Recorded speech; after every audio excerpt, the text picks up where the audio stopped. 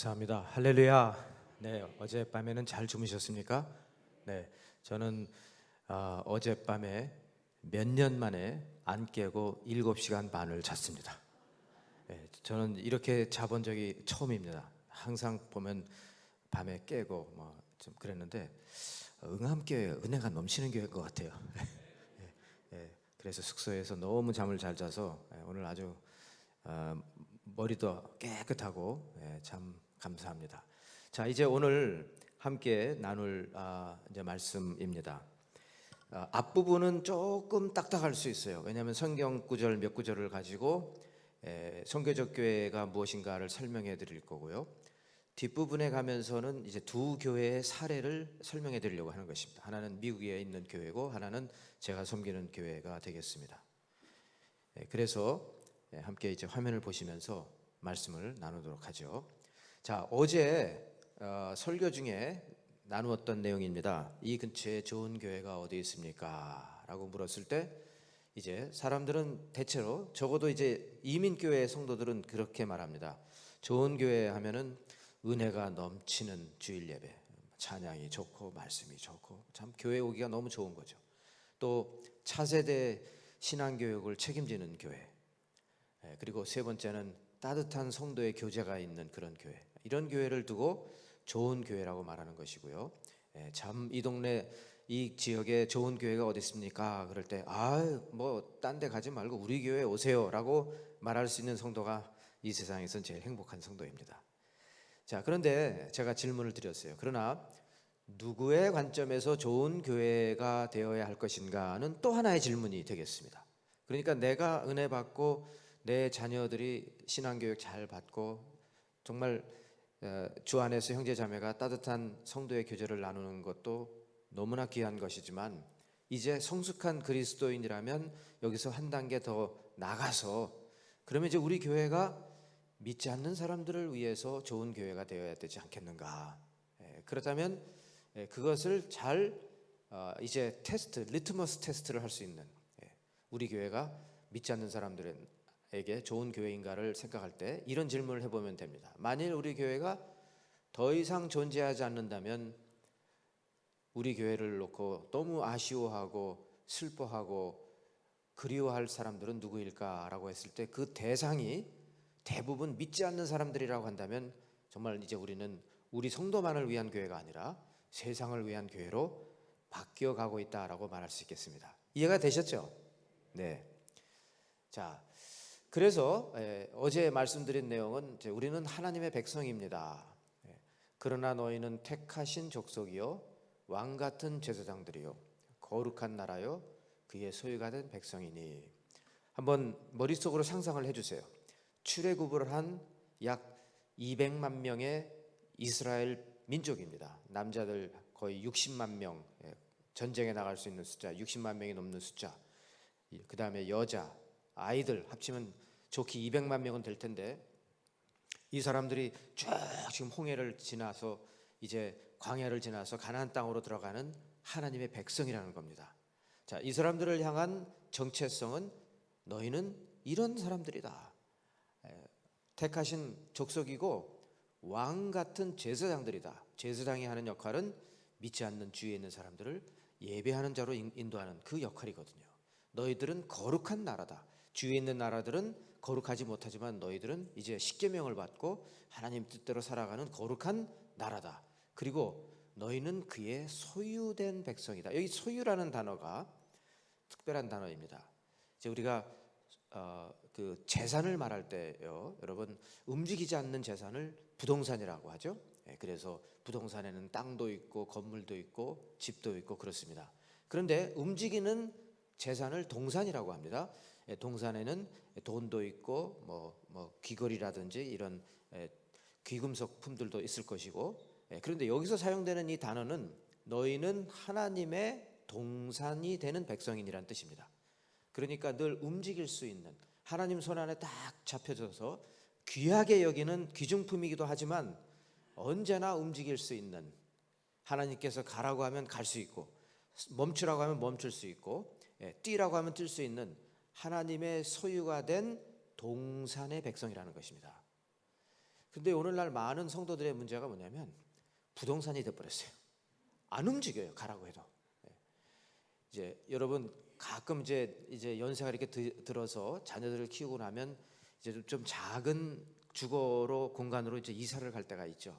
그때는 이제 가지고 있었던 물건들을 다 이제 정리를 해야 되는 겁니다. 아이고 내가 이것도 갖고 있었네. 치우고 저것도 갖고 있었네. 치우고 결국 우리가 죽을 때에는 아무것도 못 갖고 가거든요. 다 정리를 해야 됩니다. 이걸 빨리 깨닫는 사람이 지혜로운 사람입니다. 많이 나눠줄 수 있고 많이 섬길 수 있는 사람이 지혜로운 사람이죠.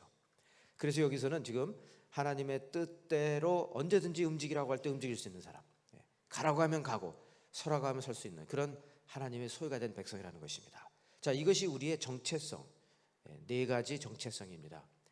그 다음에 2장 9절 하반부에서는 우리의 사명을 설명하고 있습니다. 이는 너희를 어두운 데에서 불러내어 그의 기이한 빛에 들어가게 하시니에 아름다운 덕을 선포하게 하려 하심이라. 우리가 해야 할 일은 하나님이 얼마나 아름다우신 분이신지를 선포하는 것인데, 이전에 우리는 어둠 속에 살았지만 이제는 빛 가운데 살고 있거든요. 이전에 어둠 속에 있었을 때는 상상만 해도 내가 저랬었나. 그런데 예수 믿고 나서 빛 가운데에 같이 있는 것입니다. 이렇게 이런 일을 행하신 그 하나님의 아름다운 덕을 선포하는 것이 우리의 사명이라는 것이죠. 그런데 이 선포하는 것을 교회 안에서 할 때는 예배가 되지만 교회 바깥에서 할 때는 선교가 된다는 것입니다. 그래서 예배는 선교를 낳고 선교는 예배를 낳고 계속해서 예배, 선교, 선교, 예배 이렇게 계속 가게 되는 것입니다. 자, 이게 어제 제가 말씀드렸던 내용입니다. 한번 옆에 계신 분에게요, 기억이 나십니까? 한번 물어보세요. 어젯밤 일인데 기억이 나십니까? 네. 잘 모르겠는데요. 저 언제 저런 얘기를 했다는 얘기입니까? 어제 했어요, 제가. 자, 오늘 이 말씀을 드리고 싶습니다. 한번 아까 읽었지만 다시 한번 읽겠습니다. 예수께서 시작. 예수께서 또 이르시되 너희에게 평강이 있을지어다. 아버지께서 나를 보내신 것 같이 나도 너희를 세상으로 보내노라. 제가 이 가로치고 세상으로라고 한 이유는 이 전 구절에서 그런 17장인가요? 여기에서 그런 내용이 나와요. 자, 부활하신 예수님께서 가룟 유다를 뺀 11 제자를 놓고 말씀하시는 겁니다. 너희에게 평강이 있을지어다. 부활의 몸을 이렇게 보여주시면서 너희에게 평강이 있을지어다 말씀하셨어요. 그 다음에 이제 이 부활, 예수님의 부활을 경험한 이 예수 공동체는 이제는 무섭다고 해서 그냥 한 방에 숨어 있지 말고 이제는 아버지가 나를 세상에 보내서 내가 당당하게 십자가에서 처형을 받을 때까지 순종하며 아버지의 뜻을 이룬 것처럼 너희도 이제는 세상으로 가거라. 모여 있지 말고 뭉쳐 있지 말고 세상으로 가거라. 세상으로 가서 이제 주어진 사명을 다하라. 이런 말씀입니다. 자, 그런데 여러분, 이 다음 구절 하나 보겠습니다. 자, 이 구절은 우리가 너무나 잘 알고 있는 구절이고, 저는 이제 CCC 대학생 선교회 출신인데 항상 이 구절을 암송했어요. 그런데 안타깝게도 에베소서 2장 8절과 9절까지는 암송을 했는데 10절은 안 했다 이겁니다. 그리고 2장 8절과 9절까지만 보고 끝내버렸어요. 그런데 제가 성경을 다시 읽고 또 헬라어 원본을 보니까 10절까지 한 단원이 계속 가야 되는 겁니다. 이어지는 거예요. 그러니까 끊으면 안 돼요. 자, 보십시오. 너희는 그 은혜에 의하여 믿음으로 말미암아 구원을 받았으니 이것은 너희에게 난 것이 아니요 하나님의 선물이라. 8절 행위에서 난 것이 아니니 이는 누구든지 자랑하지 못하게 함이라. 9절 여기까지 끝.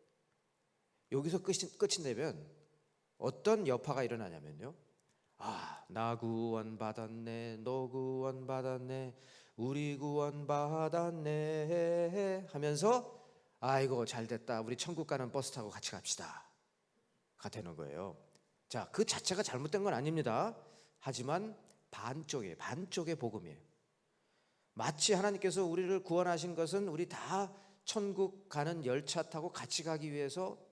그럼 여기 지구에, 이 땅에서 지구상에서 우리가 사는 이유는 뭐냐? 버스 기다리고 있는 거예요. 열차 기다리고 있는 거예요. 마치 그 교회를 방주로 표현하는 그 표현을 저는 정말 다시 생각해 봐야 된다고 주장하는 사람입니다. 교회가 정말 방주 맞습니까? 아니에요. 방주 아니에요. 왜 그러냐면 방주는 말입니다, 바깥에 막 폭우가 쏟아지고 홍수가 몰아칠 때 사람을 구원해서 방주 안에만 집어넣으면 되는 거예요. 그리고 방주의 문을 닫는 겁니다. 닫아야 되죠. 그렇지 않으면 물이 들어오니까. 세상과 단절한 삶을 산다는 것입니다. 이것이 성경에서 말하는 교회가 아닙니다. 방주형 교회라고 자꾸 얘기를 하면 성도들은 폐쇄적이 돼버려요. 예수 믿고 구원받았으니까 이제 난 천국 갈 일만 남았다 라고 생각하는 겁니다. 바로 그것이 에베소 2장 8절에 9절까지만 읽었을 때예요. 그런데 헬라어를 보니까 접속사가 들어있어요. 즉 이런 얘기입니다. 행위에서 난 것이 아니니 이는 누구든지 자랑하지 못하게 함이라. 이는이 들어있다니까요. 이는, 우리를 구원해 주신 이유는, 구원해 주신 목적은 이라는 뜻이에요. 이는 우리는 그가 만드신 바라 그리스도 예수 안에서 선한 일을 위하여 지으심을 받은 자니, 선한 일을 위하여 은혜로 구원을 받은 자들이니 이 일은 하나님이 전에 예비하사 우리로 그 가운데 행하게 하려 하심이라. 자, 그렇다면요, 8절과 9절은 구원에 대한 이야기고, 그리고 10절은 구원받은 성도가 이 땅에서 반드시 행해야 될 것을 말하고 있는 것입니다. 즉 구원에서 끝날 것이 아니라 구원에서 시작해서 이제는 선한 행실로 이어져 가야 한다는 것입니다. 불교나 또 다른 종교에서는 선한 행실을 함으로써 내가 구원에 참여한다고 말하지만, 기독교에서는 구원을 받았기 때문에 선한 행실을 해야 된다는 것입니다. 아멘을 해주셔야 제가 조금 더 지금 저하고 지금 생각을 같이 하시는지 제가 확인할 수가 있죠. 굉장히 중요한 포인트입니다. 이게 선교적 교회 성도와 선교적 교회가 가야 될 방향을 제시해주는 매우 중요한 포인트예요. 그동안에 많은 교회들은 어떻게 가르쳤냐면, 구원받았습니까? 오늘 저녁에 죽으면 천국 갈 자신 있습니까? 해서 전도한단 말이에요. 그리고 구원받았어요. 그러면 그 성도를 제자 훈련시켜서 예수 잘 믿는 사람이 되게 만들고, 무엇보다 아주 교회에 충성하는 철치맨이 되게 딱 만들고 난 다음에는 월요일부터 월, 화, 수, 목, 금, 토 당연히 매일 교회 나와야 되고, 아침 저녁 새벽 다 나와야 되고, 주일도 교회에서 하루 종일 살아야 되고, 교회가 방주가 되는 겁니다. 주중에 나가서 전도할 시간이 없어요. 왜 없냐면 교회에 계속 월요일부터 주일까지 교회만 있으니까 나가서 의미 있게 세상 사람들과 의미 있는 관계를 맺어야 예수를 믿으라고 하지요. 안 믿는 사람과 친구 사귈 시간이 없다니까요. 이게 오늘날의 많은 교회들의 문제입니다. 전도를 하라고 해도 누구 아는 사람이 있어야 전도를 하죠. 아니 길거리 지나가는 사람 붙잡고 전도하면 당신 신천지에서 왔냐고 이렇게 물어본단 말이에요. 그럼 우리는 의미 있는 전도를 해야 되는데, 그렇게 하기 위해서 시간을 투자해야 됩니다. 믿지 않는 사람들 삶 속으로 들어가야 되는 겁니다. 교회가 세상과 소통해야 되는 겁니다. 그런데 잘못 가르친 거예요. 사실 제 책 선교적 교회로 가는 길에 보면 하나님 나라라는 그런 이제 챕터가 하나가 있어요. 한국 교회가 찬송가를 5억을 너무나 많이 한 겁니다. 그래서 천국이라는 단어를 너무 잘못 사용해가지고 죽으면 가는 것이 천국이라고 생각한 거예요. 성경은 절대로 그렇게 가르치잖아요. 죽으면 가는 것을 천국이 아니에요. 파라다이스는 파라다이스. 예수님께서 십자가의 양옆에 달리신 강도에게 그 중에 하나가 회개했잖아요. 나를 기억하소서 그랬을 때 네가 오늘 나와 함께 천국에 있으리라 하지 않았어요. 그 말 안 썼어요. 네가 오늘 나와 함께 어디에 있는다고? 낙원이라고 그랬어요. 패러다이스, 낙원이에요. 천국이라는 단어, 하나님의 나라, 또 하늘나라, 성경에서 이렇게 나오는 이 하나님의 나라, 영어로 말하면 The Kingdom of God 아니면 Kingdom of Heaven, 이렇게 표현되는 그 단어는요, 어떤 지형적인 그런 위치의 개념으로 말하는 게 아닙니다. 죽어서 가는 것이 아니에요. 바로 여기에서 내가 하나님의 통치와 주권을 인정하면 바로 거기에 하나님의 나라가 있다고 주님 말씀하신 것입니다. 그러므로 이제 우리가 예수를 믿고 난 다음에는 이 땅에 하나님의 나라가 도래하도록, 이 땅에 하나님의 나라가 어떤 모습으로 생겼는지를 믿지 않는 사람들에게 보여주는 일을 우리가 해야 되는 겁니다. 하나님의 주권을 절대적으로 인정하는 사람들이 모였을 때 어떻게 하나님께서 영광을 받으시고 영광이 드러나는가를 보여주는 거예요. 그래서 우리는 그가 만드신 바라 그리스도 예수 안에서 재창조된 겁니다. 이제 선한 일을 위하여 지으심을 받았다고 했습니다. 그러므로 예수 믿고 나 구원 받았네 너 구원 받았네 하면서 나가서는 선한 일 하나도 하지 않고 나가서는 전도 하나도 하지 않고 교회 안에서만 계속 우리끼리 오늘은 짬뽕 내일은 짜장면 해 먹고 계속 우리 교회 내일은 뭐 저 산에 놀러 가고 내일은 뭐 저 바다에 놀러 가고 그런 궁리만 하고 있으면 이건 잘못된 겁니다. 굉장히 잘못된 겁니다. 선교적 교회라는 것은 이런 생각을 바꾸자는 거예요. 이기적인 교회에서 이타적인 교회로, 이기적인 성도에서 이타적인 성도로 바뀌자는 것입니다. 근데 제가 이제 이 이야기를 우리 교회, 제가 섬기는 교회에서도 오랫동안 했고요. 또 집회에 가서 이런 이야기를 많이 하는데 이게 모든 게 다 이게 스테이지가 있더라고요. 우선은 그 개념을 이해하는데 시간이 굉장히 걸리지만 이해를 합니다. 몇 년이 걸려서 이거구나. 근데 그 다음에는요, 알아요. 근데 안 해요. 왜? 인간의 본성이 그런 거 하기 싫은 거예요. 내가 돈이 있으면 아까 목사님 말씀하신 것처럼 내가 돈 있으면 내가 더 좋은 곳에 가서 더 맛있는 거 먹으면서 내가 번 돈인데 내가 알아서 하면 되는 거지, 이런 생각이 먼저 드는 겁니다.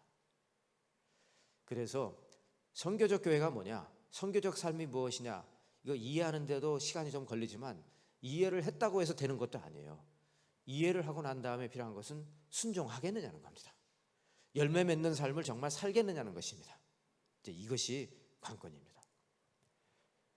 자, 한번 옆에 계신 분에게요, 그동안에 뭔 소리를 강사가 와서 했는지 한번 30초 동안 요약을 해서 한번 나눠보시기 바랍니다. 이건 세미나니까 한번 나눠보세요. 한 30초, 더 이상 안 드려요. 15초씩 한번 나는 이런 얘기로 들립니다. 한번 말씀해 보세요. 한번 괜찮아요. 어떻게 무슨 생각을 하시냐고 한번 옆에 계신 분에게 지금 집에 불 안 끄고 왔는지 그 생각하시는지.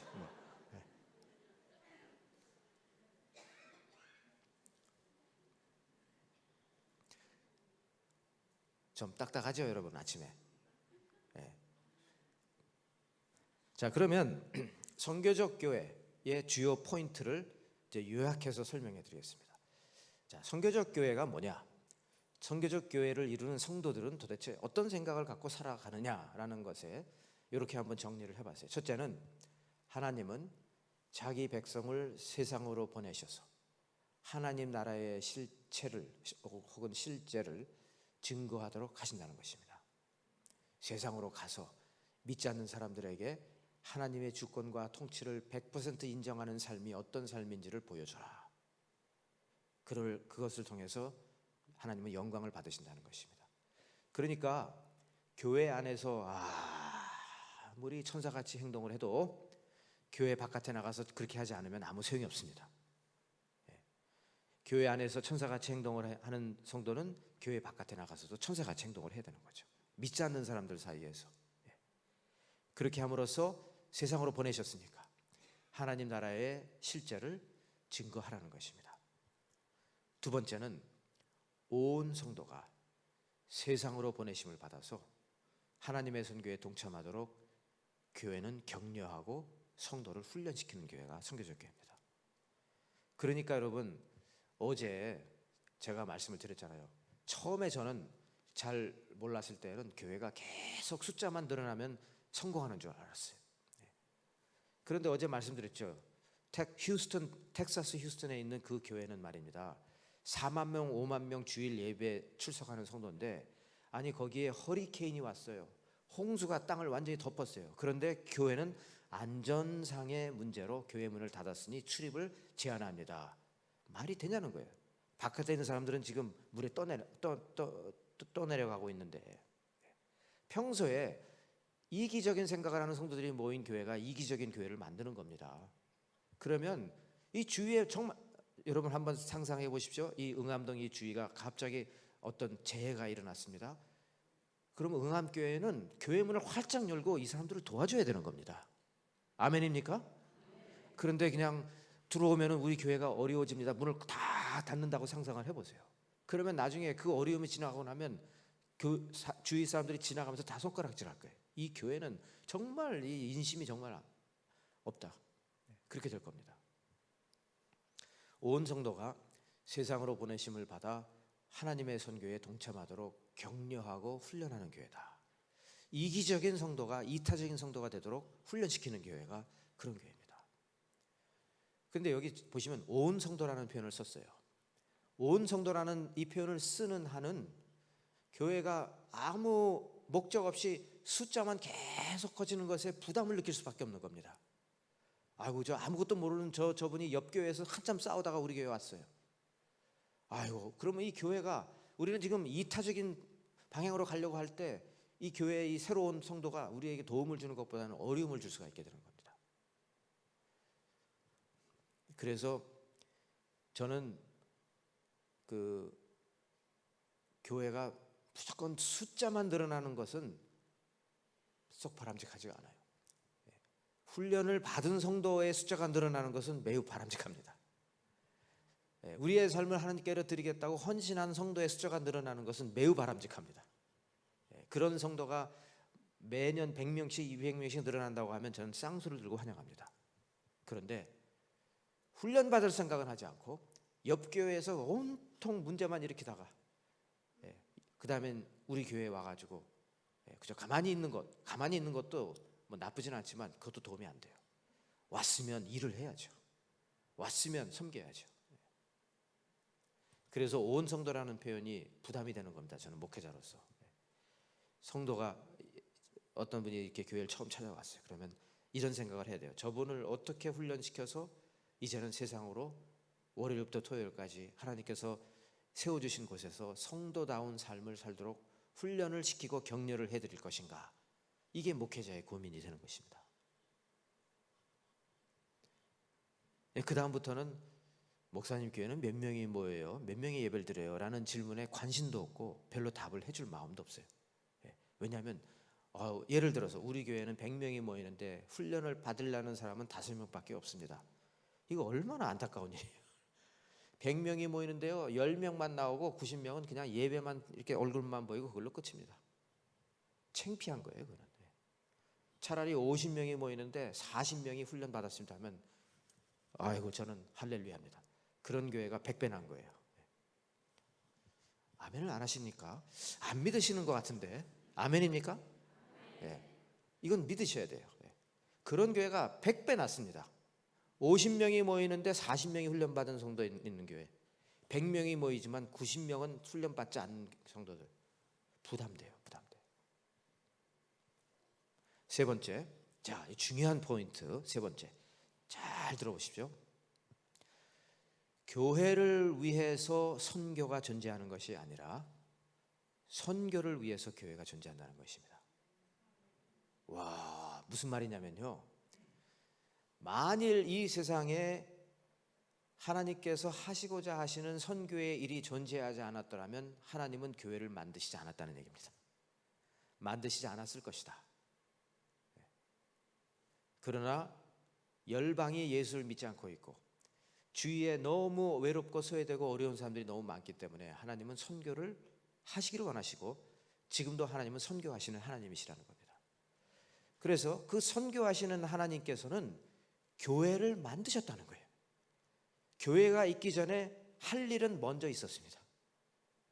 그 할 일을 교회를 통해서 하시고자 교회를 세웠는데, 많은 경우의 문제는 뭐냐면 교회가 그냥 선교를 하나의 선택 과목으로 생각한 겁니다.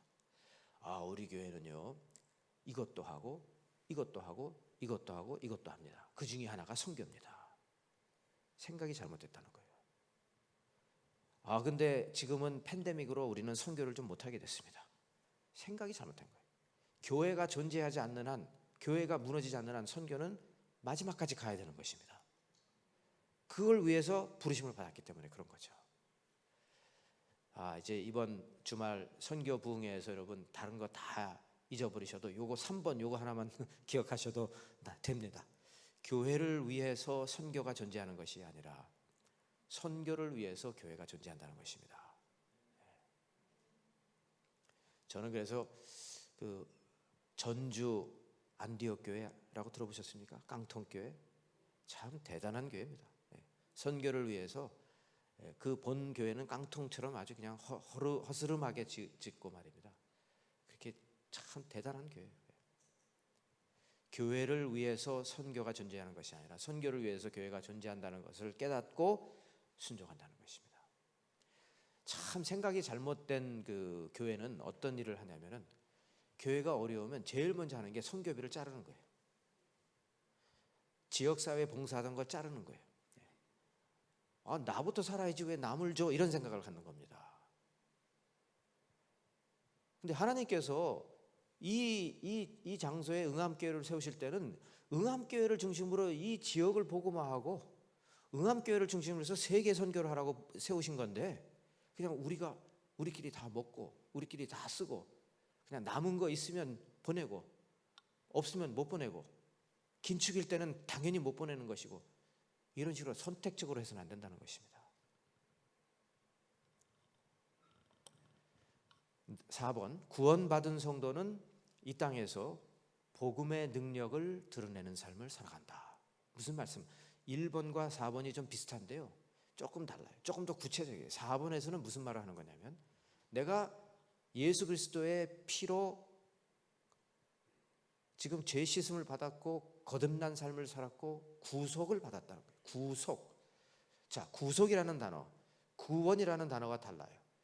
구원은 어떤 위험한 상태에서 구출받았을 때 쓰는 말입니다. 나 구원 받았네. 그럴 때 어디서 구원을 받았는데요? 네, 어젯밤 우리 동네에 불 났는데 나 구원 받았습니다. 그런 얘기예요. 소방대원이 와서 나를 구출해 줬습니다 할 때 쓰는 단어가 구원입니다. 그런데 구속 혹은 우리 성경에 속량이라는 말을 쓰죠. 예수의 피로 내가 구속을 받았다라고 할 때 구속이라는 단어의 의미는 이전에 완전히 망가진 나의 몸, 망가진 나의 시스템이 다시 회복되었다라는 뜻입니다. 하나님의 그 뜻대로 지으심을 받았다가 지금 내 온갖 내 몸이 죄를 지음으로 만신창이 되어서 완전히 무너졌어요. 그런데 구속을 받았다는 말은 다시 이제 다 회복이 되고 쓰임을 받기 위해서 다시 세움을 받았다, 그런 뜻입니다. 이전에는 내가 자유함이 없이 죄의 노예로 살았는데 죄의 속박에서 완전히 풀려나서 하나님께서 나를 다시 자유인으로 세워주셨다. 이 구속이라는 단어는 그 시장에서 사용되었던 말입니다. 노예 시장에서 노예를 값을 지불하고 다시 사와서 자유인으로 세워줄 때 사용한 단어가 구속입니다. 저 노예가 오늘 구속받았다 그러면 이제 더 이상 종의 신분이 아니라 자유인의 신분으로 살아가게 되도록 회복시켜 주었다, 그런 말입니다. 그래서 구원받은 성도는, 즉 구속받은 성도는 이 땅에서 복음의 능력을 드러내는 구속적 삶을 산다는 것입니다. 내가 회복을 받았기 때문에 다른 사람들을 회복시켜주는 일을 하면서 살아간다는 것입니다. 저 사람이 죄 속에 빠져 있다면 죄로부터 회복하는 삶을 살도록 내가 도와주는 삶을 산다, 이것입니다. 그래서 우리가 해야 할 일이 이것이고, 자, 그러면 이제 선교적 교회의 정의를 한번 말씀을 드리면요, 한번 같이 읽겠습니다. 시작. 온 성도가 세상으로 보내심을 받아 구속적 삶을 살며 하나님의 선교에 동참하는 믿음의 공동체이다. 네.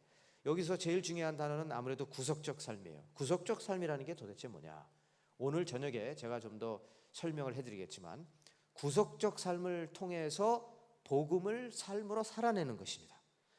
복음의 능력이 내 삶에 임해서 내가 이렇게 변했습니다라는 그 복음의 능력을 이제는 타인에게 가서 그것을 보여주는 것입니다. 크게 세 가지로 이렇게 나누어지는데, 용서와 화해를 통한 회복의 관계를 누리는 것입니다. 이게 복음이거든요. 복음의 제일 핵심에는 하나님과 나 사이에 무너진 관계가 회복되고 나와 이웃, 나와 식구들 사이에 무너진 관계가 회복되는 겁니다. 복음을 제대로 이해한 사람은 항상 관계의 회복에 관심이 많습니다.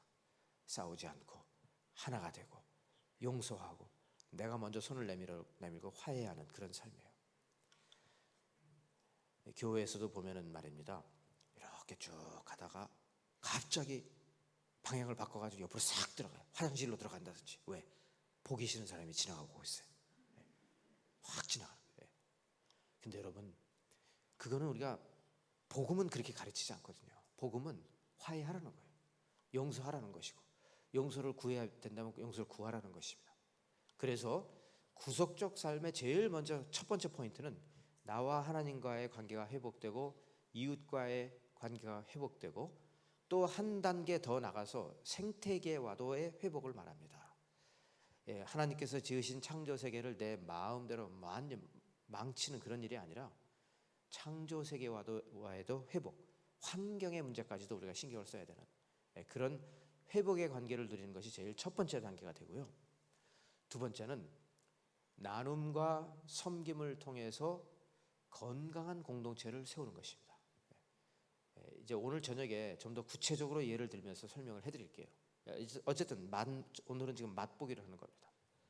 나눔과 섬김을 통해서 응암교회 성도님들이 구역이면 구역, 선교회면 선교회 안에서 진심된 마음으로 서로를 형제자매를 나눔과 섬김을 통해서 건강한 공동체를 세워갈 때 교회에 소망이 있는 것이고 그 교회가 힘을 갖고 세상을 바꿀 수가 있는 것입니다. 그리고 이제 세 번째는요, 환대적인 삶을 통해서 복음의 새로운 관계를 계속 맺어가는 것입니다. 환대적인 삶. 내가 내 삶의 문을 열고, 그래서 어렵고 힘든 사람들, 소외된 사람들을 찾아가서 그들을 섬길 때 복음의 새로운 관계가 열리게 되고 열매를 맺게 되는 것입니다.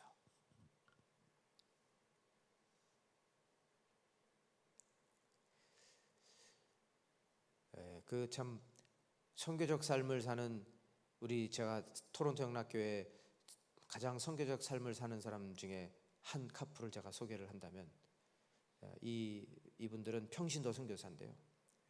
지금 니카라구아에서 사역을 하고 계세요.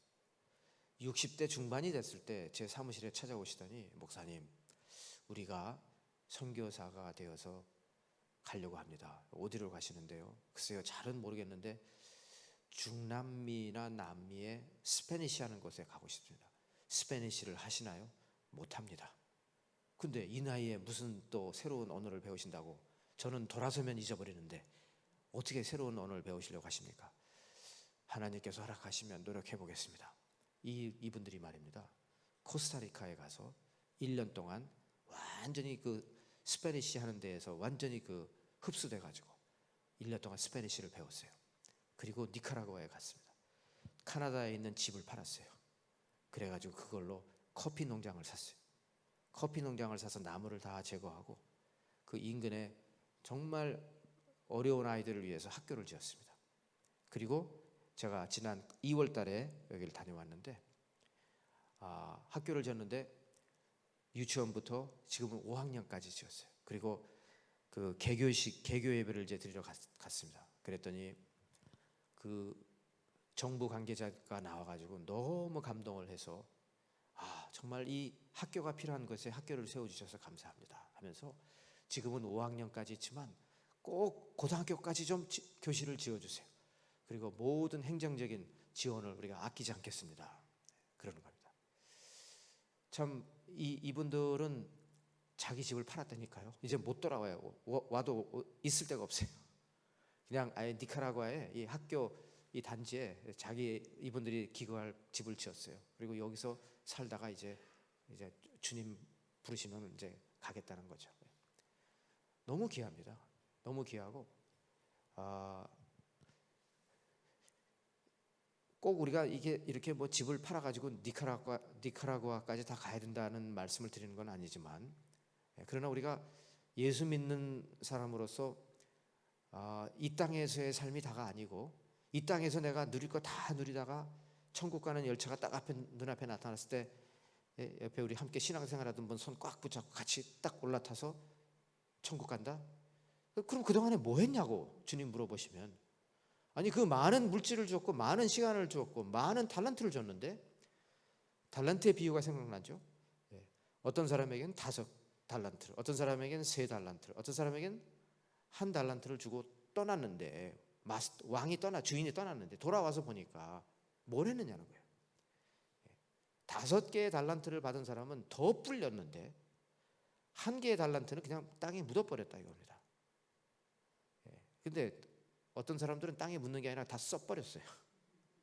자기 쾌락을 위해서 다 쓴 사람도 있을 거예요. 우리가 생각을 많이 해봐야 됩니다. 자, 중요한 것은 아주 쉽게 생각하십시오. 선교적 교회가 뭐냐? 선교적 교회를 이루는 성도의 모습이 무엇이냐 그러면 다른 거 아니에요.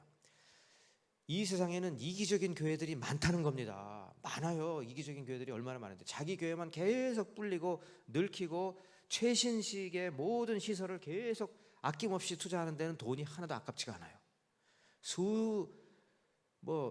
수백만 원, 수천만 원을 들여서 뭐 이런 시설 저런 시설을 만드는 데는 하나도 아깝지가 않은데, 학교가 없는 곳에 학교를 짓고 병원이 없는 곳에 병원을 짓고 교회가 없는 곳에 교회를 짓는 일에는 다시 생각하고 또 해야 하고 또 해야 하고 또 감축하고 또 감축하고 이렇게 된다는 거죠. 자, 그래서 이기적인 성도가 이타적인 성도로, 이기적인 교회가 이타적인 교회로 바뀌자는 것이 선교적 교회 운동입니다. 교회 안에만 있지 말고 세상 바깥으로 나가자는 겁니다. 나가서 세상 사람들과 소통하고 접촉하고 그리고 복음을 전하자는 겁니다. 근데 그 복음은 말로만 하는 복음이 아니라 행동으로 보여주는 전인적인 복음이 되어야 되고, 못 사는 사람을 잘 살게 해주고 아픈 사람을 건강하게 만들어주는 복음이 되어야 된다는 것입니다. 그래서 선교적 교회의 성도들은요, 대체로 이런 모습을 띠고 있다는 것입니다. 하나님의 선교를 잘 이해한다. 이 말은 무슨 말이냐면, 하나님은 지금 우리 가운데 어렵고 힘든 사람들 가운데에서 무엇인가를 도와주시기 위해서 일하고 계시다. 하나님의 선교라는 겁니다. 하나님은 일하고 계시다. 어떤 분이 저한테 와서 그래요. 그 전도를 하는데 잘 안 되네요. 마음대로 안 됩니다. 이렇게 해도 안 듣고 저렇게 해도 안 듣습니다. 제가 그랬어요. 다음에는요, 전도할 때 그분하고 대화할 때 그렇게 생각하지 마시고 마음속으로 이렇게 한번 기도해 보세요. 하나님, 이 사람에게 그동안 어떤 일을 하셨습니까? 이 사람의 마음을 그동안 어떻게 만지셨습니까? 하나님, 지금 이 사람은 어떤 공경에 빠져 있습니까? 저는 잘 모르는데요, 이 사람이 어떤 어려움에 빠져 있는지를 잘 깨달을 수 있는 그런 지혜를 주셔서 이 사람에게 꼭 필요한 말을, 위로의 말을, 격려의 말을 할 수 있도록 도와주세요. 자, 이렇게 한번 기도해 보시라고 그랬어요. 즉 다시 말해서 당신의 힘으로 이 사람을 바꿀 수 있는 거 아닙니다. 이 사람을 회심시키는 분은 하나님이십니다. 그러므로 하나님께서 이분에게 그동안에 어떤 일을 하셨는지를 당신은 겸손히 하나님께 기도해서 물어봐야 되는 겁니다. 그리고 하나님께서 하시는 일에 겸손히 동참하면 되는 겁니다. 하나님의 선교를 잘 이해하고 있다. 그 다음에 두 번째는 우리는 하나님의 택하신 백성이라는 것을 알고 있다. 택함을 받았다는 거예요. 그런데 여러분, 많은 사람들이 이 택함의 논리를 잘못 이해하고 있다는 겁니다. 마치 내가 택함을 받으면 나는 천국에 가고 택함을 받지 못하면 너는 지옥에 간다라고 생각할 때 택함이라는 걸 생각한다는 거예요. 성경은 그런 의미에서 이스라엘 민족을 택하고 이방인들을 택하지 않았다는 게 아니라는 거예요. 성경에서 하나님께서 이스라엘 민족을 택한 이유는 이스라엘 민족이 똑똑하고 하나님을 더 잘 믿고 그래서가 아니라, 그러잖아요. 신명기에 보면 너희도 목이 뻣뻣한 민족이고 나쁜 놈들이라고 하잖아요. 그런데 왜 그럼 이 사람들을 택하셨느냐? 택함의 논리는 다른 게 아니에요. 얘들보다 더 잘나서 너희들은 천국 가고 얘들은 지옥 간다, 그런 논리가 아니라 하나님께서 열방을 구원하시기 위해서 이스라엘 민족을 택하셔서 사용하시겠다는 겁니다. 그러면 택함의 논리는 천국으로 가는 특권이 아니라 쓰임을 받는 하나님의 도구라는 거예요. 도구. 내가 구원받은 이유는 하나님께서 나를 쓰셔서 나를 도구로 삼으시겠다는 겁니다. 도구로 삼아야 되는데 이건 내가 여기서 그냥 이제 천국 가는 버스만, 기차만 기다리고 있으니 하나님이 보실 때 얼마나 답답해요. 아니, 저 교회는 저 지역에다가 복음화를 위해서 세워놨는데 계속해서 자기들 교회만 계속 이제는 안에도 금을 다 발라놓더니 바깥에도 금을 바르고 있네. 그 금이 그냥 넘쳐나네. 이렇게 되는 겁니다. 일부 한국 교회가 어려움에 빠진 이유는요, 그 금이 넘쳐나 가지고 어떻게 주체를 못하는 거예요. 그 금은 열방을 향해서 사용하라고 하나님께서 주신 것인데 계속해서 교회 안에서만 사용했다 이것입니다. 그렇게 되면 부패할 수밖에 없어요. 문제를 일으킬 수밖에 없는 것입니다. 세 번째는 복음을 말하고 복음을 살아낸다는 거예요. 복음을 말하고 복음을 선포하고 복음을 살아낸다. 네 번째, 하나님 나라의 관점에서 생각하고 행동한다. 하나님 나라의 관점에서, 내 교회 중심으로 생각하지 않고 하나님 나라의 관점에서 생각하고 행동한다. 그래서 여러분, 저는 수적인 성장, 그냥 옆교회 성도들이 쫙 모여가지고 이 교회가 부흥한다? 하나님의 관점에서는 동전을 이쪽 포켓에서 이쪽 옮겨가지고 다른 쪽 포켓에 넣는 거에 불과한 겁니다. 아무 도움이 안 되는 거예요.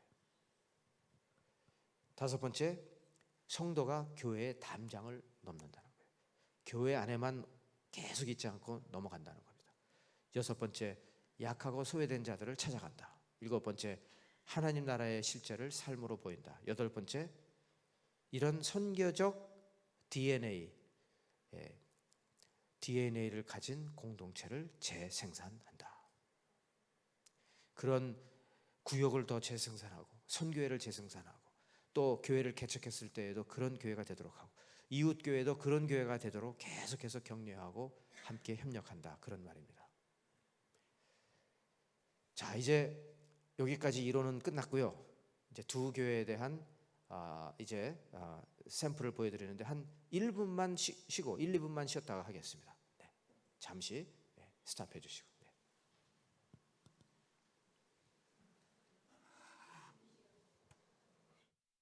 앉아 계신 분에게 무슨 생각을 하시는지 한번 물어보시기 바랍니다. 네.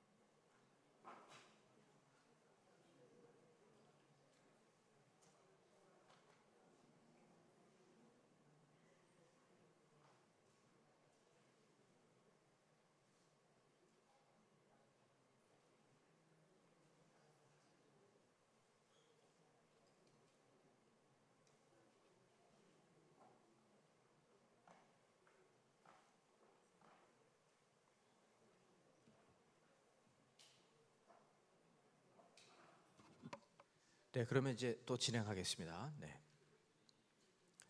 제가 어젯밤에 말씀드렸지만은 2004년도에 다시 제가 섬겼던 교회로 돌아와서 이제 토론토 향락교회는 참 좋은 교회인데 하나님의 마음은 이 교회를 이제는 선교적 교회로 전환하는 그런 일을 마음에 주셔서 이제 그 일을 하게 되었습니다.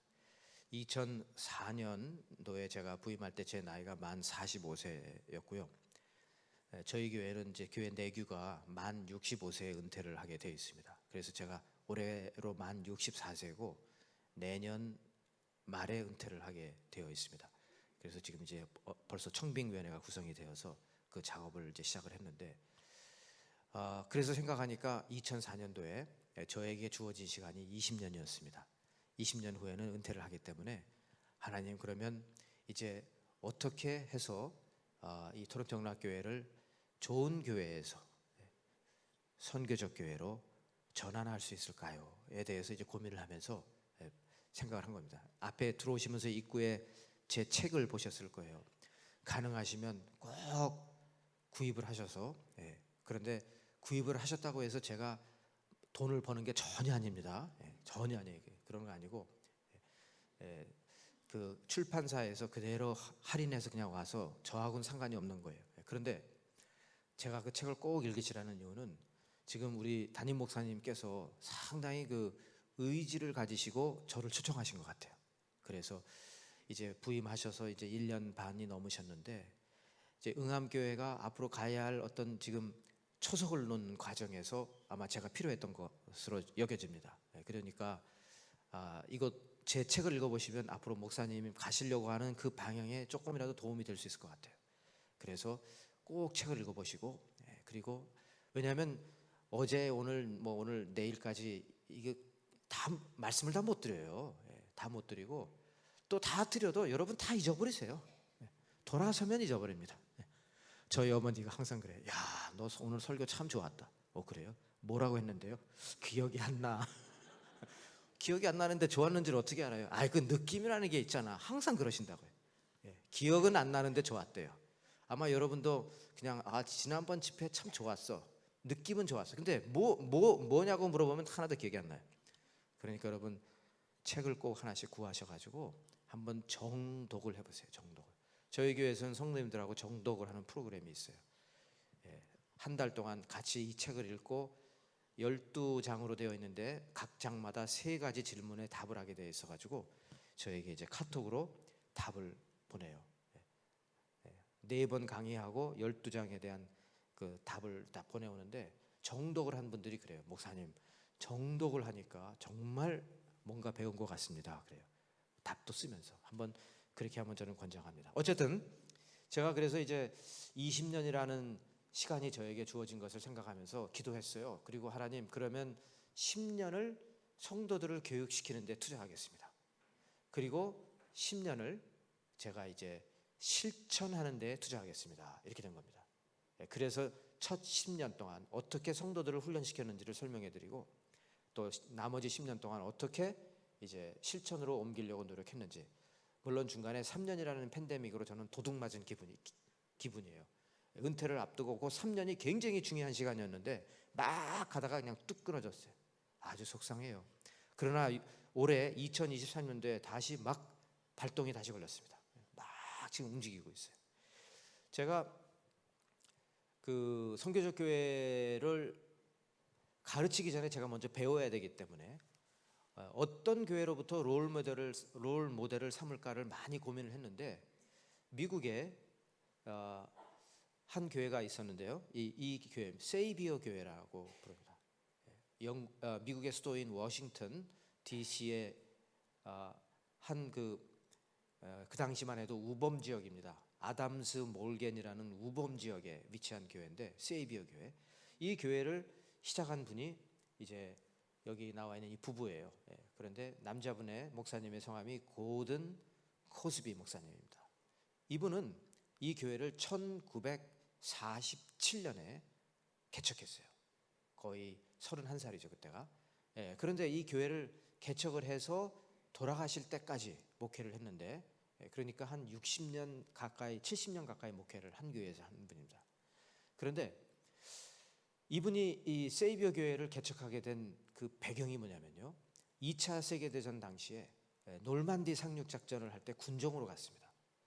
근데 막 양쪽에서 좌우에서 이 젊은 병사들이 막 죽어나가는데 막 싸우는데 벌벌 떨면서 막 싸우는 거예요. 막 죽어나가는데 죽는 거죠. 다 죽는 거니까 벌벌 떨면서. 근데 이 사람들을 보면서 하나님께 소원 기도를 했어요. 하나님, 만일 저를 살려주시면 제가 미국으로 다시 돌아가서 교회를 세우는데 성도들을 철저하게 훈련시켜서 언제 죽는다 할지라도 전혀 겁 없이 하나님께서 기뻐하시는 그런 용사들로 만들겠습니다. 해서 이제 기도를 하고 세운 교회가 세이비어, 그러니까 구세주 교회입니다. 워싱턴 DC에 있는 구세주 교회인데 이분이 늘 한 말이 있어요. 현대 교회와 현대 성도는 세상의 문화를 개혁하기보다는 오히려 그 문화에 중독되어 있다. 그래서 반드시 하나님 나라의 가치관으로 이 상황을 극복하고 공동체로 함께 삶을 나누며 나아가야 한다. 2가지 중요한 얘기를 합니다. 많은 교회 성도들이 세상 문화에 중독되어 있다는 겁니다. 한 예를 들을까요? 여러분, 집값 올라갔다가 내려갔다 올라갔다 내려갔다 상당히 속상하죠. 솔직히 얘기를 해보세요. 속상하죠? 안 속상하면 이상한 거죠. 네. 어떻게 투자한 건데 갑자기 또 떨어져 집값이. 아니 왜 안 올라가는 거야? 옆집은 올라가는데 왜 우리 집은 안 올라가? 예를 들면 옆동은 올라가는데. 그런데 사실 우리는 예수 믿는 사람들이고 하나님 나라의 가치관을 알고 있다고 하면은 세상 문화를 개혁시켜야 될 사람들이 오히려 그 문화에 같이 빠져 들어가 있다는 겁니다. 세상을 바꿀 수 있는 힘을 잃어버렸다는 거죠. 네. 근데 여러분, 교회가 세상과 똑같이 행동을 하면 그렇게 되는 겁니다. 자, 어떤 분들은 그럴 거예요. 아니 왜 세습이 그렇게 잘못되었다고 그들 말하는 거야? 내버려둬. 그 교회는 그 교회 알아서 하면 되는 거야. 아니 그 뭐 세습 좀 하겠다는데 내버려두지 왜 그렇게 반대를 하고 계속해서 교단 안에서 시끄럽고 그래? 라고 여러분 생각하실지 모르겠는데요, 시골 교회는 아무도 세습하려고 하지 않아요. 세습하는 교회는 다 잘 나가는 교회들만입니다. 그렇죠? 그래요 안 그래요? 그렇다니까요. 큰 교회만 세습하려고 하지 누가 삼각교회를 세습하려고 하겠습니까? 왜 사람들이 그렇게 세습에 대해서 알레르기 반응을 보이느냐면요, 우리는 이미 재벌 문화를 알고 있기 때문에 그런 거예요. 재벌 문화에서는 다 세습하잖아요. 그렇죠? 할아버지 때 일으켜 놓은 거 아버지 때 일으키고 계속해서 그 재벌 문화는 세습하는 문화입니다. 그리고 막 힘이 있으니까 힘이 갖고 있는 게 엄청난 거예요. 그 힘을 나눌 생각을 안 하고 자식 손주 대대로 물려줄 생각을 하는 거죠. 여러 기업들을 만들어가면서 말입니다. 그 문화가 교회 안으로 들어와서 큰 교회 목사가 되고 난 다음엔 자기 자녀에게 세습하고 아들에게 세습하고 아들이 없으면 사위에게 세습하고 그렇게 되는 겁니다. 그 문제예요, 여러분. 그러니까 사람들이 왜 싫어하느냐? 좀 제발 재벌 문화에서 봤던 거 제발 좀 교회에서는 좀 보지 않았으면 좋겠는데, 교회에서도 회장이에요. 회장. 당자만 뺀 거예요. 금방 이 센스가 이렇게 조금 느리시네. 당회장이 아니라 회장이란 말이에요. 한번 절 따라 하시죠. 절 따라 하세요. 아하하. 좀 웃을 땐 웃어도 돼요. 골든 커스비 목사님이 하나님께서 허락하시면 나는 세상에 중독된 교회를 세우지 않고 세상 문화에 중독된 성도를 절대로 배출하지 않겠다는 겁니다. 아예 이분은 시작할 때부터 서원 기도를 했어요. 우리 교회는 150명을 넘지 않는다. 왜? 관리를 못한다는 거예요. 150명이 넘어가면. 그 교회 멤버가 되는데요, 그 멤버십을 받는데 되게 어려워요. 제가 보니까 거의 신학교 졸업하는 수준이에요. 그런데 그렇게 어렵게 해서 멤버십을 땄는데 1년 유효합니다. 멤버십이 1년 후에 가서 약속을 거행하지 않을 때는 멤버십이 취소되는 교회예요. 공산주의보다도 더 심한 교회 같아요. 그런데 여러분, 지금 소개해드리겠지만 이 교회가 남긴 족적은 이루 말할 수가 없어요. 제가 이 교회를 4번을 방문을 해서 개인적으로 연구를 했습니다. 이런 교회는 정말 눈을 씻고 봐도 없다. 이게 제 결론이에요.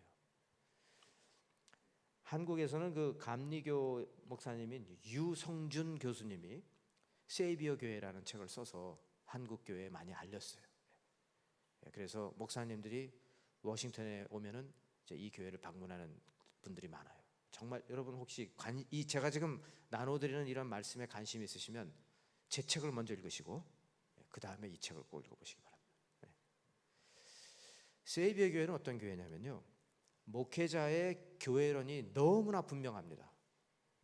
저는 그래요. 저는 목회를 내년에 은퇴하는 입장에서 후배 목사님들에게 그래요. 교회론이 분명해야 됩니다.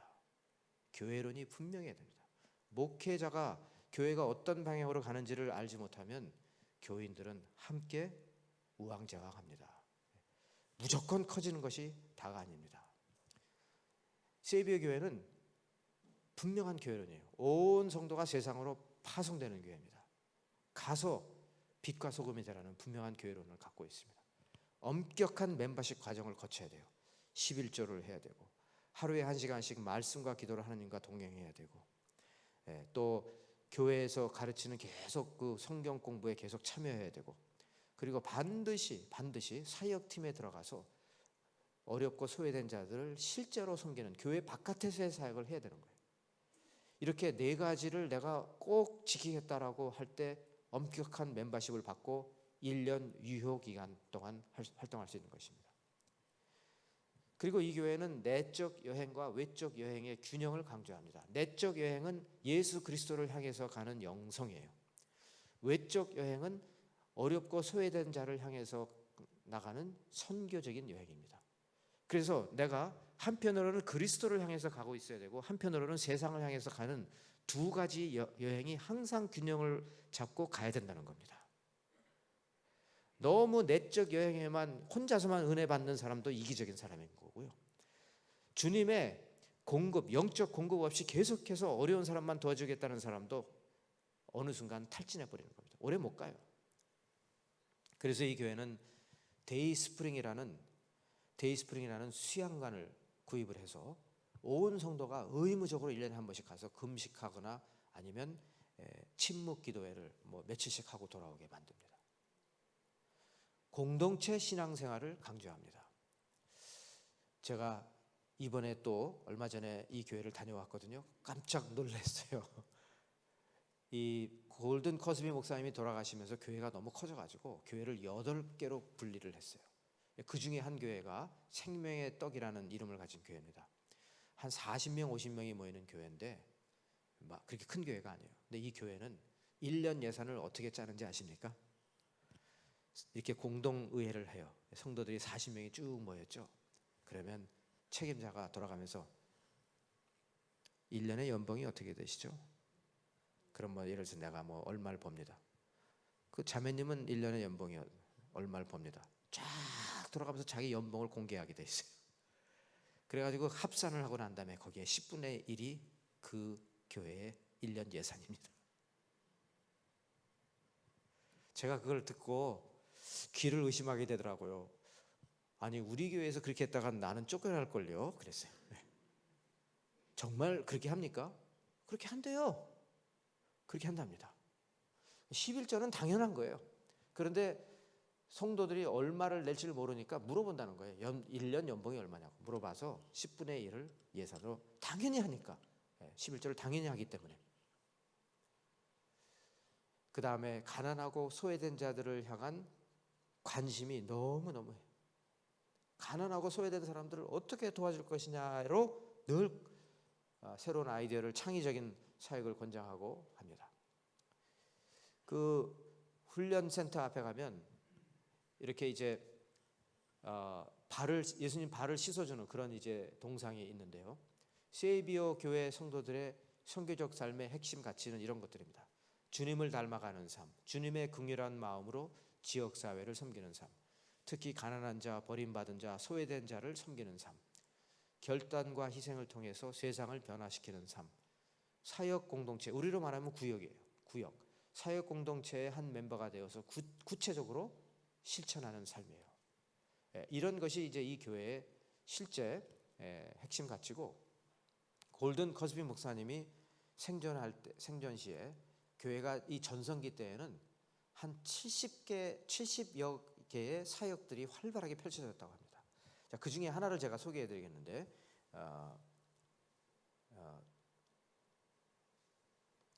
사마리아 여인숙이라고 우리말로 해야 되겠죠. 사마리아 여인숙이에요. 사마리아인의 여인숙이라는 사역입니다. 이 책에도 나와요. 이 책에 보시면 사마리아인 여인숙이라는 여인숙 사역은 중독자를 위한 사역입니다. 자, 여기 보시면은 이제 남자 청년이 멤버십을 받고 이제 교회 문을 나오면서 둘이 서로 대화를 합니다. 이제 멤버십을 받고 우리가 생각한 것은 창의적인 사역을 하나를 시작을 하는 건데, 그것도 특히 어렵고 힘든 사람들을 위해서 사역을 해야 되는데 우리는 뭘 하지? 하면서 서로 대화를 하더라는 거예요. 데이비드 에릭슨이라는 사람하고 킬리안 노라는 사람이 서로 대화를 하는데 성령의 음성이 두 사람에게 들렸습니다. 눈을 뜨고 네 앞을 쳐다봐라. 이렇게 쳐다보니까 그 워싱턴 DC, 그 잘 산다는 미국이라는 나라의 수도에도 보니까 노숙자들 투성이 일더라는 거예요. 이들을 위해서 너희들이 무슨 일이든지 한번 해보라는 거예요. 그래서 제일 먼저 시작한 것이 노숙자들의 쉼터와 음식을 제공하기 위해서 이제 조그마한 한 남성 9명을 수용할 수 있는 조그마한 숙소를 렌트를 해서 이 사역을 시작하게 됩니다.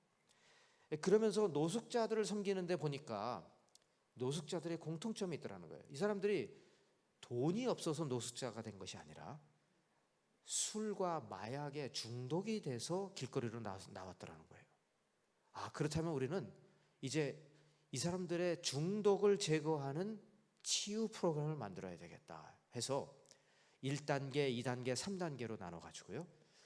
이 사람들을 1단계에서는 28일 동안 알코올과 마약을 절대로 섭취하지 못하도록 완전히 그걸 끊는 그런 프로그램을 1단계 만들고, 2단계는 6개월이 걸리는데 점점 이제 스스로 설 수 있는 훈련을 시키고, 3단계에서는 완전히 바깥으로 나가서 이제 아파트도 구하고 직장도 구해서 정상적인 삶을 살 수 있도록 하는 3단계 훈련 프로그램을 만든 겁니다. 이렇게 해서 노숙자를 그저 한 끼 밥을 주는 정도가 아니라 노숙자가 된 원인 자체를 해결해주고, 그래서 그 사람을 완전히 구속적으로 치유하고 회복시켜주는 그런 프로그램을 만든 것이 이 사마리아인 여인숙 프로그램입니다. 자, 이런 식으로 말입니다. 이래서 이제 뭐 매년 500명 이상의 남녀 노숙자들에게 혜택을 주는 엄청난 사역으로 8개의 건물을 매입해서 완전히 개조해가지고 지금도 이런 사역을 하고 있습니다. 자, 이런 식으로 아주 수십 개의 사역들이 지금도 이 워싱턴 DC의 이전에는 우범 지역이었거든요. 밤에는 무서워가지고 총기 사고가 나고 하니까 못 나가던 곳이었는데, 이 교회가 들어서 가지고 거기를 완전히 변화시키고 나니까 어떤 일이 일어났을까요? 집값이 올라갔어요. 집값이 올라갔어요. 완전히 그 주위가 완전히 개조가 된 겁니다. 집값이 올라가니까 거기 살던 사람들이 다 바깥으로 나가야 되는 거예요. 그래서 또 창안한 것이 뭐냐면, 아파트를 많이 사서 여기에 아파트세를 아주 낮추어가지고 그 지역에 원래 살던 사람들이 살 수 있도록 해주는 또 그런 프로그램을 운영을 하고 있습니다. 참, 그래서 저는 미국에 아까 말씀드린 그 잘 되는 날을 쓴 조엘 오스틴 목사님의 그런 4만 명, 5만 명 출석하는 교회가 허리케인이 났을 때 문을 걸어 잠그고 못 들어오게 하는 그런 교회가 있는가 하면 말입니다. 이런 교회처럼 부어주고 끝까지 부어주는 그런 교회가 있다는 것입니다. 어떻습니까? 선교적 교회로 나아갈 준비가 되어 있으십니까? 이게 쉽게 아멘 하면 안 될걸요. 자, 이제 제가 섬기는 교회를 소개해 드리겠습니다. 교회가 가지고 있는 표현은 살아계신 하나님을 찬양하고 진정한 성도의 교제를 나누며 성령님의 인도 아래 전 교인이 그리스도의 형상을 본받아가며 땅 끝까지 예수님의 사랑을 전하는 믿음의 공동체가 됩시다. 이제 교회가 해야 될 예배라든지 성도의 교제라든지 또 양육이라든지 그리고 선교라든지 이런 것들을 다 포함한 것입니다. 자, 그런데 이제 이 선교적 교회로 나가기 위해서 그러면 무슨 일을 했는가를 제가 설명을 해드리겠습니다. 제일 먼저 한 것이 2005년부터 12주 과정으로 다시 생각하는 교회론이라는 교재를 제가 만들어 가지고 성도님들과 교회론 공부를 하기 시작했습니다. 이게 이제 2005년도에 찍은 사진이에요.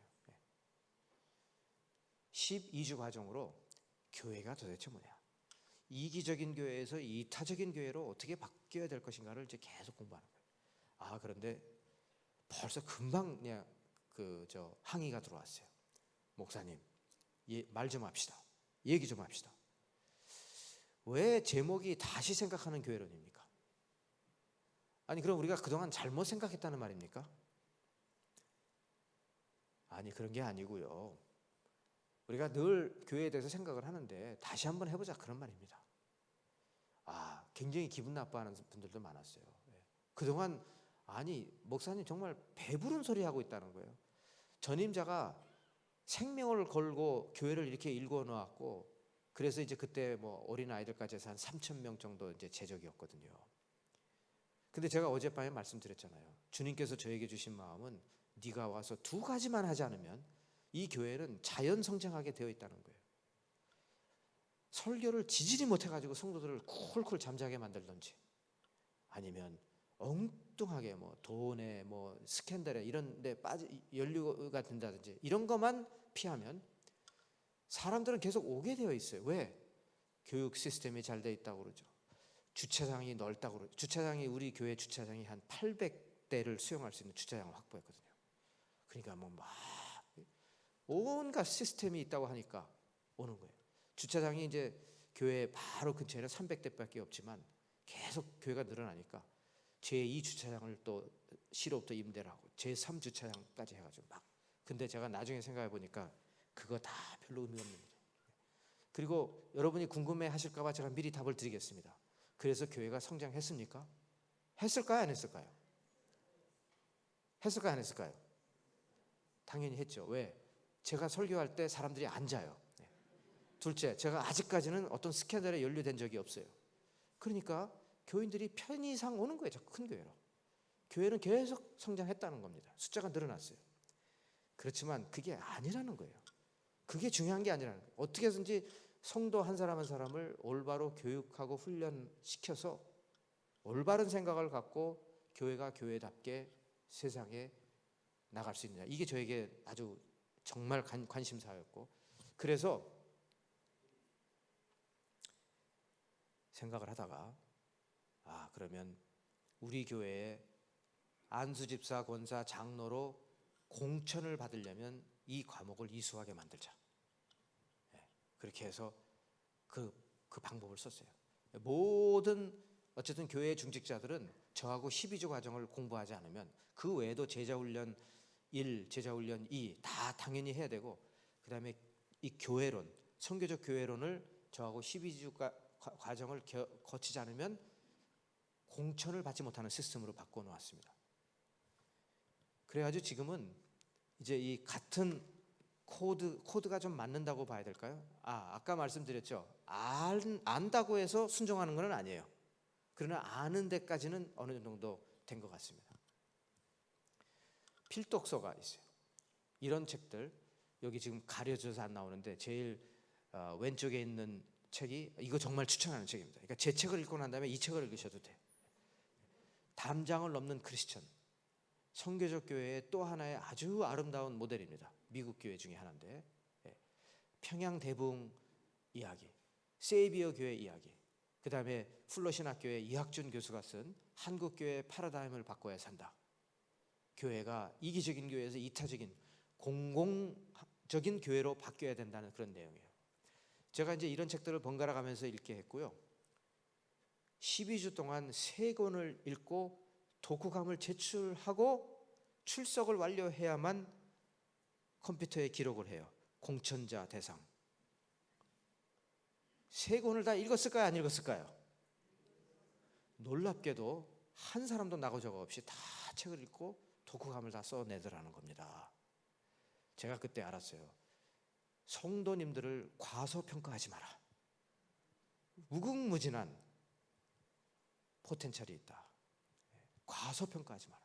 어떤 분들은요, 제가 이제 또 신학교에서도 가르치지만 신학생들보다 더 나아요. 아주 교회 생활 오래 하셔가지고 이런 책을 읽는 그 눈이 굉장히 예리합니다. 교회가 이렇게 가야 되는 게 맞습니다. 교회는 이렇게 가야 됩니다. 이런 말씀들을 하세요. 그리고 이제 12주 과정을 한 10년 했고요. 2014년부터는 또 4주의 프로그램을 다시 개발을 해가지고 선교적 교회로 가는 길을 계속 강의를 했는데, 그것이 이제 책으로 나오게 된 것입니다. 장로님들, 여기 이제 나오는 세 장로님은 피택 되었을 때 제가 직접 토론토에서 워싱턴 DC까지 거의 10시간 되는 거리를 자동차를 운전하고 가서 2박을 하면서 세이비어 교회를 같이 연구하고 돌아왔어요. 그러니까 이분들한테 제가 더 이상 뭘 말할 필요가 없어요. 예. 여기서 지금 다 이런 쪽에 생각을 깊이 하시는 분들인데 제일 오른쪽에 있는 분이 저분이 축구를 엄청 잘하는 분이에요. 이따가 이제 설명을 해드리겠는데 이 선교적 교회의 그 마인드를 갖고 나면요 사람이 확 변합니다. 선교적 교회로 가는 길에서 이제 계속 이제 성도들에게 이런 것을 이제 가르쳤고요. 그 다음에 이제 지금부터 우리 교회가 한 일들을 조금 소개하겠습니다. 키르기스탄 선교를 시작으로 해서 토론토의 소수민족을 선교하고 캄보디아의 생명샘 고아원을 중심으로 여러 사역들을 지금 진행해 오고 있고 영센터 플러스를 통해서 세상이 교회로 오라고 하는 흡인적인 그런 일만이 아니라 교회가 세상으로 나가는 그런 사역. 그 다음에 영락 수양관을 통해서 내적 여행과 외적 여행의 밸런스를 잡아주는 사역. 도미니카 공화국 또 그 외에 국내의 여러 원주민, 난민, 빈민 선교 이런 등등의 이야기들인데 시간상 다 말씀은 못 드리고 몇 가지만 말씀을 드리겠습니다. 교회가 이제 키르기스스탄이죠. 를 굉장히 오랫동안 선교를 했어요. 1997년부터 했으니까 25년을 했습니다. 그래서 새 신학교를 지금도 돕고 있고 특히 연합신학교 중심의 비시케기라는 수도에 있는데 여기는 제가 2년마다 가서 또 가르치기도 하고 그럽니다. 그리고 이제 이렇게 지하교회도 있고 그렇습니다. 그런 일들을 하고 있고 캄보디아에서는요. 이제 여기 지금 손을 얹고 기도하는 것은 그 에이즈 환자예요. 그래서 에이즈로 많은 사람들이 죽었죠. 캄보디아에서. 지금은 다 약을 먹고 안 죽지만 그랬을 때 많은 고아들이 생겼습니다. 그래서 2005년부터 캄보디아를 다니면서 처음 간 건 2001년이지만 2005년부터 집중적으로 장로님들, 권사님들 또 집사님들과 같이 여기를 다니면서 비전을 공유하고 어떻게 하면 우리가 에이즈로 죽어가는 그 부모의 자녀들을 우리가 양육할 수 있을까를 하면서 결국 이제 생명샘 보육원이죠. 고아원이라기보다 보육원을 이제 세웠고요. 그래서 한 50명 정도의 수혜자들이 계속 지금 여기서 생활을 하고 있는데 참 놀라운 게 제가 이제 지난주에 일주일을 다녀왔습니다. 최근에 이제 찍은 사진을 올렸는데 요 사진이 정말 감동적인 사진이에요. 제가 이 아이들을 알거든요. 이 아이들이 2012년에 저희 고아원에 들어올 때만 해도 정말 그 환경이 얼마나 열악했는지 눈뜨고 볼 수 없는 그런 환경에서 살던 아이들인데 학교를 가야 될 아이들이 학교를 못 가고 있고 머리는 커졌는데 학교를 못 가 이런 아이들이에요. 근데 여러분 지금 뒤에 서 있는 아이들이 하나, 둘, 셋, 넷, 다섯, 여섯, 일곱, 여덟, 아홉, 10명 이 고아원에서 자란 아이들인데 지금 다 캄보디아의 대학생들이 됐어요. 저는 이걸 보고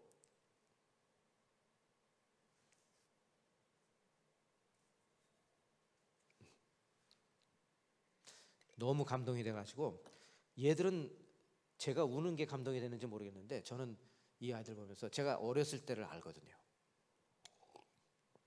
근데 너무나 잘 자랐어요. 잘 자라지 못한 아이들도 있어요. 뛰쳐나간 아이들도 있는데 얘네들은 정말 잘 자라는 아이들이고 보니까 영어도 얼마나 잘하는지 몰라요. 여러분 캄보디아 아이들이 영어를 잘한다고 생각을 해보세요. 제가 그냥 영어로 말하면 다 알아들어요. 다 설교를 해도 다 알아듣고. 그런데 얘들이 이제 우리가 고아원을 이렇게 짓고 50명을 받아들였어요. 근데 여기가 여러분 잘 아시지만 캄보디아가 1975년부터 79년까지 킬링 폴파트 때 완전히 인구의 한 4분의 1에서 3분의 1이 다 죽었잖아요. 그때 인테리들이 다 죽고 목회자들 다 죽고 그랬어요. 자, 그런 가슴이 아픈 그리고 이 고아원이 세워진 이 땅이 전쟁하던 데입니다. 그래서 폭탄도 발굴되고 그랬어요. 그랬는데 우리가 처음 고아원을 질 때만 해도 이 지역은 전기도 안 들어오고 물도 없고 그런 데였습니다. 우리가 이제 고아원을 딱 지었어요. 옆에 막 빈민들이죠. 빈민가들이죠. 어느 날 하루는 이장이 이렇게 그 마을 주민들이 저한테 오더니 그래요. 우리 아이는 부모가 있지만 우리 아이 좀 이 안에 넣고 좀 키우면 안 되겠습니까? 이 안에는 너무 시설이 좋은 거죠. 그때 제가 아차했어요. 생각이 짧았구나. 고아원만 짓는 게 아니라 마을 사람들을 위해서 센터를 지었어야 되는데, 그래서 센터를 하나를 이 앞에다가 또 한 동을 또 지었어요. 그리고 이 센터는 캄보디아는 하루 종일 학교 가는 게 아니라 반나절만 갑니다. 아침반, 오후반. 그래서 방과 전이나 방과 후 프로그램을 만들어 가지고 마을에 있는 아이들에게 영어를 가르치고 컴퓨터를, 전기가 안 들어오는데 컴퓨터를 어떻게 가르쳐? 그래서 전기가 안 들어와서 1.5km에 전봇대를 박았어요. 그리고 전기를 끌어들였어요. 전기가 들어오니까 마을에 전기가 다 들어가는 거예요. 마을이 암흑에서 빛으로 변했습니다. 마을 사람들이 고아원을 너무 좋아하는 거예요. 이 사람들 때문에 자기들 집값이 올라갔거든요. 그래서 이제 막 그 이장 부인도 이 마을에 고아원에 와서 청소를 하게 하니까 너무 이장도 좋아하는 거고. 그러니까 이 불교의 나라인데 전혀 거부감 없이 이제 같이 살아가게 되는 겁니다. 자, 그렇게 돼서 새 마을에서 아이들이 한때는 방과 후 방과 전에서 150명에서 200명의 아이들이 매일 와서 영어를 배우고 컴퓨터를 배웠는데, 이렇게 해가지고 아이들이 교육 수준이 쫙 올라갔어요. 올라가고 난 다음에 대학을 갈 나이가 되었는데 부모는 절대로 아이들을 대학을 안 보내요. 왜? 앞에 공장에 가서 신발 공장, 옷 공장에 가서 일을 하면 한 달에 150불, 200불을 버는 건데 나가서 일해라는 거예요. 선교사님이 그 집을 찾아가가지고 그 두 자매가 똑똑한 친구가 있어요. 찾아가서 제발 공장에 보내지 말고 얘네들 푸놈펜 대학을 보내세요. 그랬어요. 그래가지고 근데 대학을 어떻게 보낼 거예요? 그래서 우리가 그러면 대학교 옆에 방을 구해줄 테니까 걔네들은 거기서 무료로 거기서 숙식을 하고 자고, 먹고 자는 거는 아르바이트해서 정하고, 그 대신 등록금은 부모가 소를 팔아서 보내라고. 소를 팔아서 해서 최초로 그 마을에서 2명의 여자아이가, 남자아이뿐만 아니라 2명의 여자아이, 최초로 2명의 푸놈펜 로얄 유니버시티, 우리로 말하면 서울대학이에요. 사범대학을 나와가지고 지금 교사가 됐습니다. 그리고 그 마을에서 15명의 대학생이 나왔어요, 지금까지. 그래서 고아원에서 10명, 마을에서 15명, 25명이 나와가지고요. 지금 우리가 또 하고 있는 사업이 기숙사를 하고 있습니다. 푸놈펜 안에 2동을 빌려가지고 기숙사를 하고 있어요. 그 아이들에게 잘거리를 제공하면서 월요일, 금요일 이틀은 신앙교육 훈련을 시키고 있습니다. 또 이제 하나를 말씀드리면, 교회가 자꾸 교회로 오라고만 하니까 이제는 교회 안 와요, 사람들이. 교회가 그러면 사람들에게로 가자 해서 이 3층 건물 중에서 2층을 임대했습니다. 그리고 이제 영센터 플러스라고 이름을 지었어요. 선교센터를 만들어가지고 여기서 이제 프로그램을 하는 겁니다. 문화센터, 애프터스쿨 뭐 이런 걸 하면서 보니까 그래서 이렇게 이제 리셉션도 했고요. 영센터 플러스 여러 이제 이민 사회에서 어쨌든 이제 교회가 좋은 일을 많이 하는 거죠. 이렇게 하고 우리 주위에 보니까 이란 사람들이 그렇게 많아요. 한인들과 이란 사람들이 같이 어떤 그 상권을 형성해서 가고 있어서 이란 사람들을 전도해야 되겠다, 이런 마음이 들기 시작했습니다. 이 토론토에는 이렇게 여러 색깔을, 이게 언어가 다른 사람들이 모여서 사는 거예요. 이렇게 다민족 사회가 되어버렸습니다. 그럼 우리 교회가 다민족 사역을 하자 해서 태국 교회, 미얀마 교회, 라오스 교회, 베트남 교회, 필리핀 교회, 이런 교회들을 개척을 하거나 또 좀 어려운 교회들을 지원을 하고 하는 겁니다. 지금 여기서 제일 잘 되는 교회가 미얀마 교회하고 베트남 교회, 라오스 교회는 싸우고 흩어졌고 태국 교회는 지금 엄청 싸우고 있어요. 참 안타까운 노릇이. 하지만 이런 교회들을 우리가 섬기고 있습니다. 태국 교회 모습이고요. 그리고 우리 교회에서 부목사로 선교 담당하시던 목사님이 일찍 그 교회를 사임하고 나가서 토론토에 있는 여러 교회들이 다민족 선교를 할 수 있도록 선교단체를 세웠어요. 그래서 토론토 영락교회뿐만 아니라 다른 교회에서도 다른 민족을 향해서 선교하자 해서 이렇게 1년에 한 번씩 지도자들을 모아서 또 훈련도 하고 그렇게 합니다. 아까 말씀드린 대로 토론토에 이란인들이 많이 살고 있어요. 이게 지금 여러분 이게 페르시아 말입니다.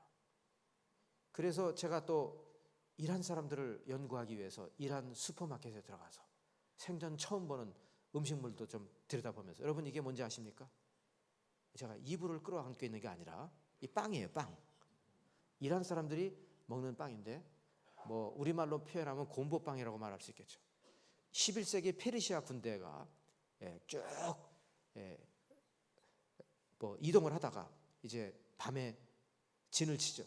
그러면 저 군사들이 자기 포켓에서 조그만 자갈돌을 다 빼내가지고 한 곳에 모아서 불에 달굽니다.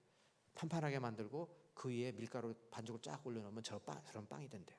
그래서 저 빵 이름이 페르시아 말로 삼각인데, 삼각이란 말은 조약돌이라는 뜻이랍니다. 조약돌 빵이에요. 그래서 또 제가 이거를 여러 개 샀어요. 장모님들 드시라고 그러고. 다 드시라고. 솔직히 맛은 별로 없습니다. 그래도 우리가 페르시아, 이 이란 사람들의 문화를 이해를 해야 된다. 그리고 어느 날 이란 형제를 만나게 되었습니다. 그래서 이 형제를 우리 교회가 3년을 신학교를 보냈어요. 등록금을 대주면서 해서 지금 이 형제가 신학교를 졸업하고 틴데일 신학교를 졸업하고 지금 우리 교회 영어권에서 사역자로 지금 있습니다. 이 형제를 중심으로 이란 교회를 개척하려고 하는 것입니다. 아까 그 말씀드렸던 그 여기 지금 여기 요분 요 가운데 뒷줄에 왼쪽에서 두 번째 그 피택 장로님, 제가 그때 같이 세이비어 교회를 갔다는 분인데, 이 장로님 축구를 참 좋아하세요. 우리 영락교회가 그래도 동포사회에서 우리 어린이 축구팀이 늘 나가면 우승 준우승을 하는데, 어느 날 제가 갔더니 와, 뭐 등수에 드는 건 둘째치고 막 8대0 뭐 10대0으로 지고 있더라고요. 근데 더욱더 저를 난감하게 만들었던 것은 막 골을 먹는데도 아이들이 막 박수를 치고 좋아하는 거예요. 야, 이거는 반대쪽일 때 박수를 치는 거야. 이 정도로 완전히 축구 IQ가 완전히 빵점이 돼버렸어요. 그래서 제가 아니 우리 축구팀이 어디로 갔고 이렇게 변했냐 그랬더니, 이 우리 축구팀을 운영하던 그 당시 안수 집사님이었는데, 이 안수 집사님이 청교적 교회에 완전히 빠져가지고 우범 지역에 가서 축구팀을 만드는 바람에 우리 팀을 소홀히 하게 됐다는 거예요. 이 토론토에 제인하고 핀치라는 지역이 있습니다. 여기는 총기 사고가 자주 나는 우범 지역이에요. 이 지역에 들어가서 아이들을 설득시켜서 축구팀을 만들고 부모를 초청해서 바베큐를 하고 이런 일을 하는 거예요. 노숙자 사역을 하고, 그 다음에 이제 영락 수양관을 이제 구입을 해가지고 교인들 계속 훈련시키는 일. 그 다음에 이렇게 이제 목회자들도 저하고 꼭 선교적 교회 책을 읽고 같이 훈련하고, 심지어 장로님들까지도 같이 책을 읽고 하는 그런 훈련을 통해서 뭐 이제 교회가 하는 일들이 많은데 시간이 없으니까 그냥 대충 넘어가겠습니다. 유치원 빈민가에 유치원을 지은 이야기고, 오늘 저녁에 제가 이 이야기를 조금 더 길게 설명하겠습니다. 난민 사역 중에 하나가 야지디 팀 사역인데 이게 참 감동적인 이야기예요.